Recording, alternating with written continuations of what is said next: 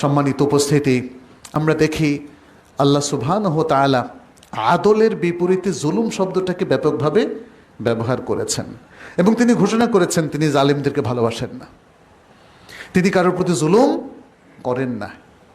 ইন্নাল্লাহা লাইসা বিযাল্লামিল লিল আবিদ।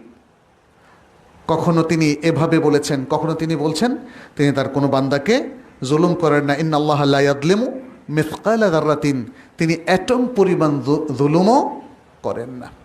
আল্লাহ সুবহানাহু ওয়া তাআলা তিনি আদল ইনসাফে পরিপূর্ণ, তার কালাম, তার নির্দেশনা, তার ওয়াহি আদল ইনসাফে পরিপূর্ণ এবং সেই কারণেই তিনি আমাদের উপরও ওয়াজিব করে দিয়েছেন, ফরজ করে দিয়েছেন যেন প্রত্যেকটা পদক্ষেপে, প্রত্যেকটা কাউল এবং আমালে, প্রত্যেকটা আচরণে আমরা ন্যায়পূর্ণ আচরণ করি, ন্যায়পূর্ণ আমরা কাজ করি, সেটা তিনি আমাদেরকে বলে দিয়েছেন।